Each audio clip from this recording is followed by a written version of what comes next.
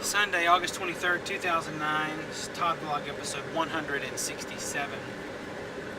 If you follow either myself or Kristen on Twitter, which you really should, you will have seen that our air conditioner has been messing up. How many total visits from the AC repair have we had? 2 different people, but how many? 3? 4? 4. Over the past 2 weeks, we've had 4 different visits from... In 10 days. 10 days of basically having air conditioning and not having air conditioning. And yesterday, Saturday, the 22nd, we actually called the air conditioner man because he said if it goes out, just leave everything as is, and that way we can come check it out. But it's hard for us to come check it when it's working. We can't really tell. So he came out. It was very hot yesterday inside the house. Put a new condenser on that I guess turns the fan. I don't know. He didn't change the fan, but he changed the mechanism underneath it. Came on. It's fine. It started cooling. We went out for the night. We came home at about 9:30, 9:45, and there was no air conditioning.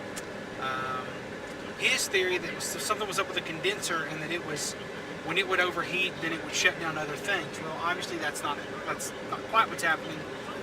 We just left the house because the air's been out since this morning, we guess. We left, it was 86 degrees inside the house. So we're going into town, and we're going to try to kill some time and stay cool. And then we're going to go home and Cry our eyes out. cry our eyes out. Hopefully it may come back on enough so we could have a decent night tonight, hopefully. If not, we may go borrow a second portable unit, a window unit, so we can keep the house a little cooler. So anyway, that's the deal. We're trying to stay cool. We are at the Kirkendall's home, eating and having fun. We came over here to borrow an air conditioner, portable air conditioner, because our AC is still out. So Mark had one that was cool, so he was going to let us borrow it. Then we parlayed that into staying here and eating food. Right. Hey, tell me where you got those blue lips. Cookie! Hi, kids. Well, kids, I'd like to interview you. Here we have Kylie Kirkendall. Hello. Hi, Kylie. Okay, Kylie doesn't want to be interviewed. Jonah will be interviewed. Jonah, tomorrow... Oh, Jonah doesn't want to be interviewed. Oh. Well, Finley, do you want to be interviewed? No. Okay, well, this has been the most boring video ever. Tomorrow is the first day of school. No, it's not. It's not? Yes. And you'll be starting the second grade? 4th grade. No. 3rd. 3rd grade. No. 2nd. And who's your teacher? Miss Garvin. Are you excited to go to school or not excited? Don't ask me that. Ask him that. Bye-bye. Jonah, you start school tomorrow. That's not possible. Let me show you what they have. Look at this. Look at this. This is what the Wright household calls death by chocolate. I did have one tiny bowl of it. And then after that, a giant second helping. And then a third. And then I had a small portion with my French fries. Okay, it's about midnight, technically Monday morning, and I'm getting ready to go to bed.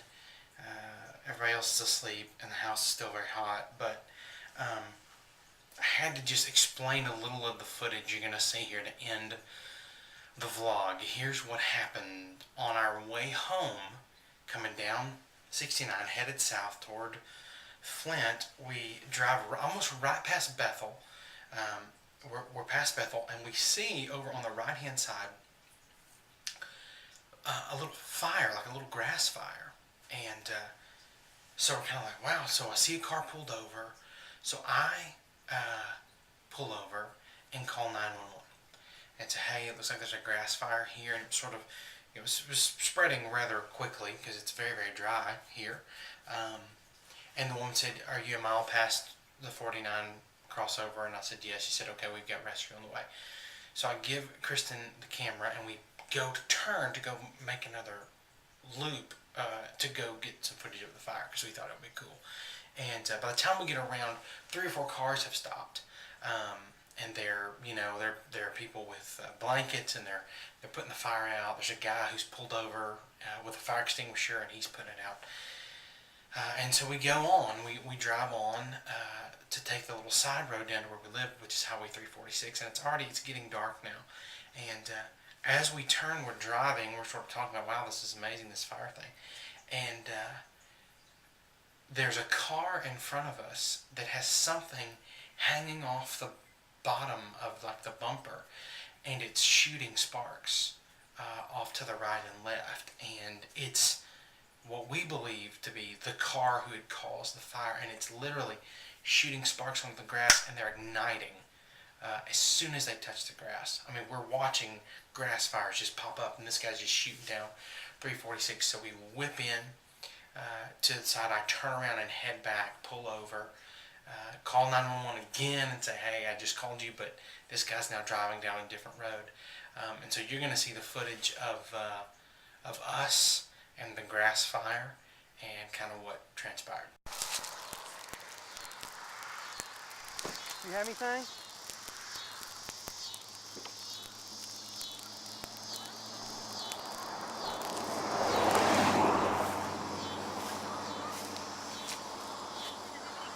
Here, take this. Be careful, Todd.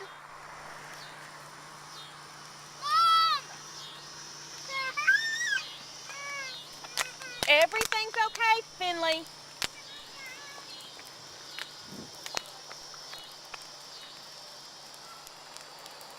Kristen, you have to stay with him. They're freaking out. Do not let him get out. You do that part too. You need me to get... Mom, let me hold the camera for you. Mom, I want to video that too.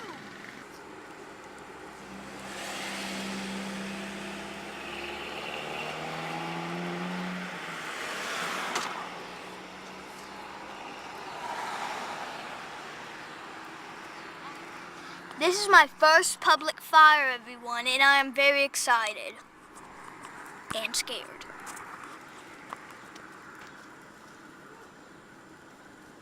Someone appears to be leaving sparks behind him accidentally. And we've called the fire department, so they should be here pretty soon. We hope. Okay, film that guy with the... With the what? Cap?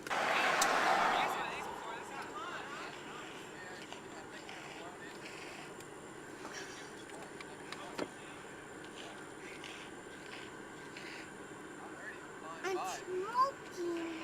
You'd have to hear that if it was going to